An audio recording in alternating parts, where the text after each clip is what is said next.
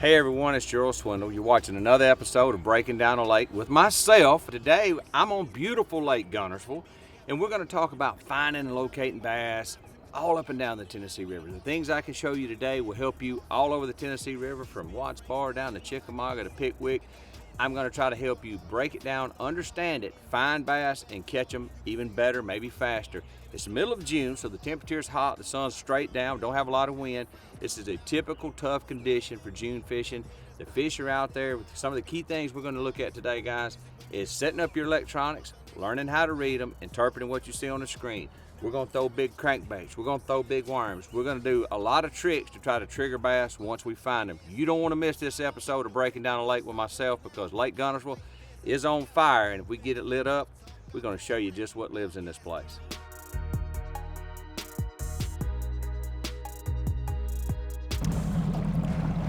When I'm out on the Tennessee River, and for the most part anywhere, man, one of the first things I do is get my electronics dialed in. I'm setting them up. This is your eyes below the water.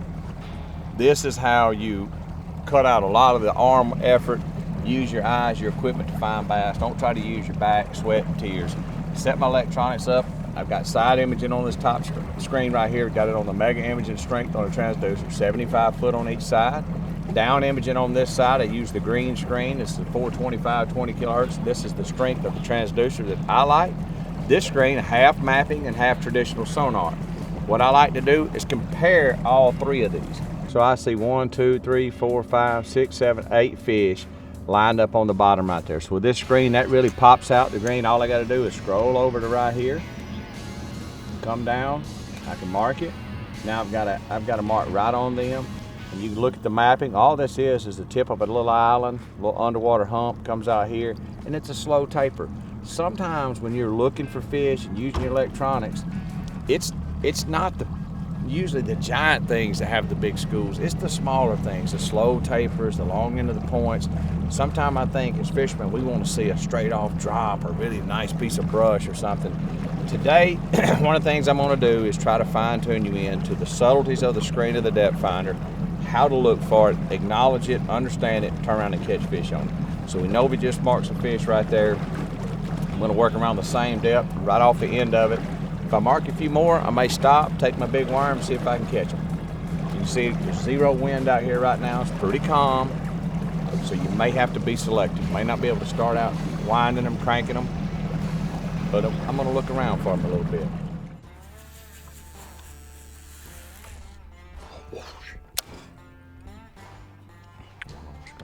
Ease out a little deeper. I'll tell you right now, these right here are going to be netters or something. There's too many of them there. Oh, there's one.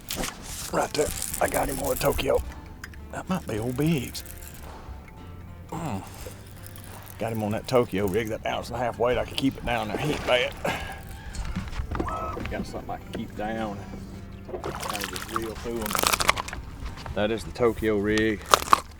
And broke my line, and that's not what you want to be on TV right there, but did it. You can see the little rig. Look at him, look at him. All right, now I was gonna do TV, but I can't do TV. Because what happens is I've just caught that fish, and what I've just done is fired the school up, reeled him right through there, and here they come blowing up. So I picked up a hair jig, 3/4 ounce preacher, let it go to the bottom. As soon as I see my line fall slack on the bottom, follow it, wind it, kill it. Oh, missed him. Wind it. Let it fall. Whew. Sometimes it's key is just getting that school to move, do anything, and that's exactly what happened. I reeled that fish through there, and there was like all the rest of them like, hey, Junior, where's Ricky going? Hey, chase him down. Where's Robbie at? The initial bite was on a technique called a Tokyo rig, which is 1.5 ounce, big tungsten weight, BMC tungsten weight, a Zoom Z crawl and a 4/0 hook, and it's all wired together, and I'll show you that here in a second. But what it allows me to do is reel it and keep it on the bottom and kind of stir it through it. It's a whole different look than what a lot of these fish see. So let me see if that school moved around. Let me just see if I can get one on the bite. That hair jig bit right off the bat. I think you see, guys, when you get a bite on a ledge, react to it. Don't just sit there tired all day. You get, oh God. When you get them fired up, make it count. When you physically get exhausted and you're sitting there and you're just kind of sluggish, and the fish, you get one to bite and everybody's just moping around. Within that 3 or 4 minutes, every fish in that school could be ready to bite. And the key is continuing them, keeping them continue to bite. Don't let them slack off. Once you get them fired up, you want to keep going after them, going after them, going after them.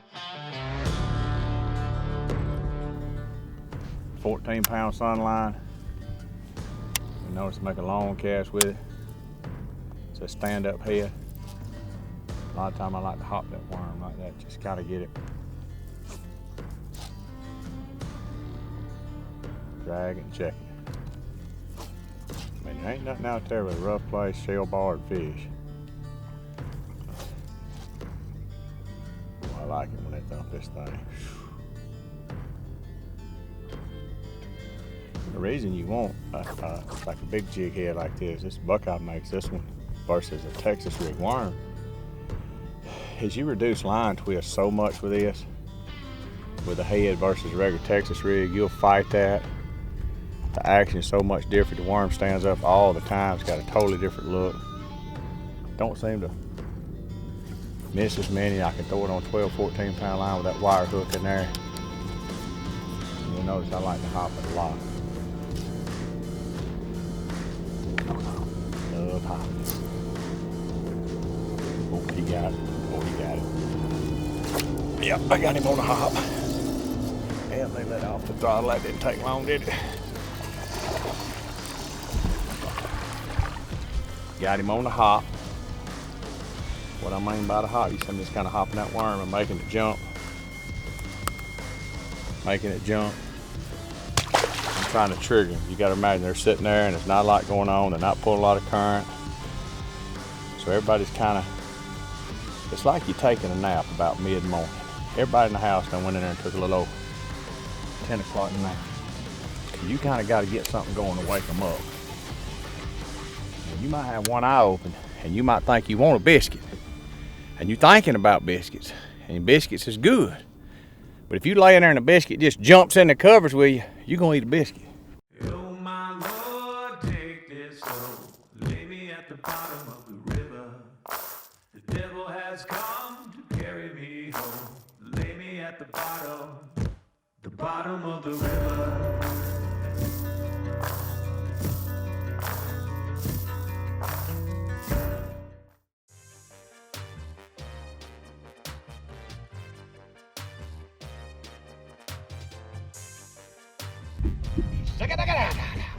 Drop shot. And this is the Ned. Ned? Come on, Ned. Put that away, pound line on. Put that away, pound line. All right. Oh, look here. Oh. Sometimes you have to offer him something different. He's been caught before. That's what you're up against too. Twice. One hole right there, one hole right there. Look up in there. Yeah. Sometimes you just got a downside. It don't mean you're weak because you throw a small bait.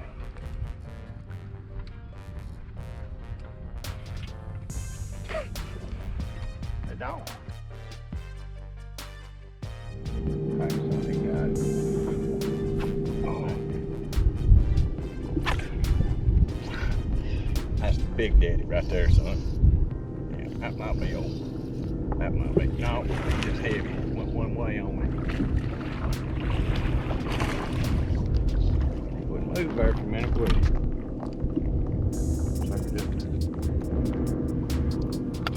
Huh?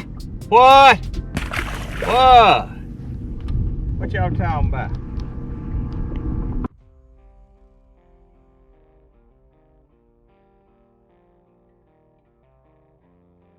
I just come in, I idled a section of a road right here in front of me, and it just comes out of basically about 18 or 19 up over 15 and down. And I marked fish on down image in several places right there, and I kind of made me waypoints. So I made me a road on top of the road to follow my graph. Now I've swung out here, I'm gonna line up. It's a little tough here because I gotta cast into the wind, but I'm gonna take a DT20 and work from the outside waypoint to the inside waypoint, back and forth. It's key sometimes to make several marks on a place like every sim to have a reference to work back and forth to, back and forth to. because you technically want to throw all the way over the roadbed. So you don't want to sit out and just throw to it. I want to be able to throw all the way over it. So if there's fish on the other side, the bait sees it. If they're on this side, they see it. So let's see if I've got them lined out.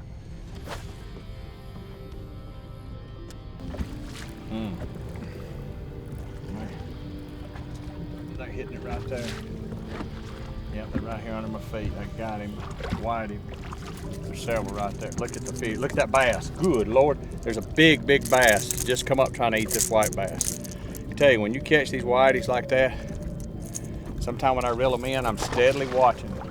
I mean, I'm steadily watching behind them. I like a 4-pounder and he was just trying to eat him. So I'll spot lock and I'll try to repeat that cast, because if that bass was willing to chase that little white bass up, there's a good chance he'll chase OG up. If he does, I'll karate chop him. Oh, good Lord, I don't know what that was, but he scared me to death. Shots fired, shots fired, shots fired. Somebody call for backup. That about scared me to death. The reason you want to always try to crank these plugs like this, like a DT20, 10 and 12 pound test is what I'm looking for on the line. There he is right there. Yeah, it's a big one right there. That's what we look. I might have been the one. Yeah, that's a real big one right here. You want to keep that line 10 or 12. Look there. Because you want the bait to stay down at all times. You don't want the bait rising up. You know, and your line size will always control how deep your bait runs. Get these fish on like this. You want to just ease them around on the drag. Ease them around. See, he's got it right in the side of their mouth. So you don't want to panic at this point. Just kind of ease him around. Get your finger out. You got it. And that's how we break down a lake with Mossy Oak elements right there. You know, whew, man, in a tournament you could not have asked for that to have been hooked any better. Really, the way it's in there, but good Lord, it would have scared you to death. Would have been a heart attack looking to happen. You notice, guys, I'm trying to get the hook out as quick as I can. I don't want to get him in the side of the gills. But, you know, that's the kind of fish you look for at a tournament. That's the kind of fish I'm looking for when I'm practicing. When I come out to do one of these segments, even hanging out with you guys, doing breaking down a lake with the Mossy Oak element style, I'm looking for big ones. I want to catch them all, but I'm looking for these size right here to win. Line size, key to baits, boat positioning, that's the key to catching these fish. Read your graphs and get out in your element and enjoy it. Wow!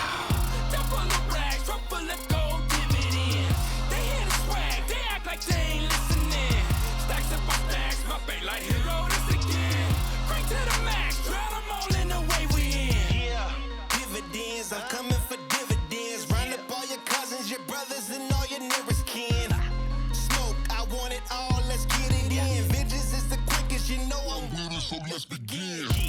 Benjamin's duffel bag full of Benjamins. 20s, 50s stacking up. It's so sickening. I got them bowing down every time I come around. I'm setting trends, cash don't bend. Let's do it again. Truck full of rags, truck full of gold dividends. They hear the swag, they act like they ain't listening. Stacks up my stacks, my bait like hero this again. Crank to the max, drown them all in the way we in. Here go this again.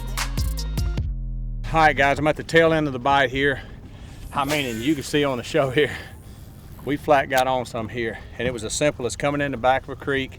I'm probably 3/4 way out the creek to the main lake, idle down a road bed. Nah, it's nothing secret. It's a community spot for the most place. But I idled it. I used a helix. I could see these fish sitting off to the side about 15 or 20 yards out in front of this road bed. Took a DT20 like that, and I just started winding and winding, and we've had a really, really great afternoon. Lord have mercy. Good God, come on. God, that was him, dude. Did you see that big joker? So, as I'm trying to close out the show, I jump off one, probably look like he's 5 or 6 pounds. But when you come to the Tennessee River, use some of these tricks, man. This place was on right here, it's not top secret. You gotta have 400 years of local knowledge to catch a bass here. You need a good set of depth finders and some patience. We made this count. I knew these fish would be moving out of this creek trying to get to the main lake. Yeah, it is June. We got so much grass in this lake, these fish don't all go out at the same time. As you can see, there's some big ones in here. You didn't see that one because I didn't execute well. You give me a big plug, you let the sweat run down my back, and I'm a happy camper. There he is. That's a big one too. This might be him right here. Scared the crap out of me. Now I done got scared. I hossed that other one around like a moron. What an incredible, incredible day. I love bass fishing, I love bass fishing, I love bass fishing. Hopefully today we showed a few tricks and super tricks about understanding the Tennessee River, Pickwick all the way up into Tennessee around Chickamauga. You want to look for hard places on the bottom. The fish this time of year in June, you're looking between 15 to 25 foot. I throw a DT20 a lot. I throw a zoom mag trick, a zoom old monster, a drop shot to shaking head. I rotate in between baits, even scroungers, but use your grabs. Really set your units up. Look for the hard places. Look for the shadows off to the side. Boat position with your trolling motor. Take that oil trax, lock it down, and make a good cast. You cannot have success unless you got some sweat. And that's how I do it out in my element.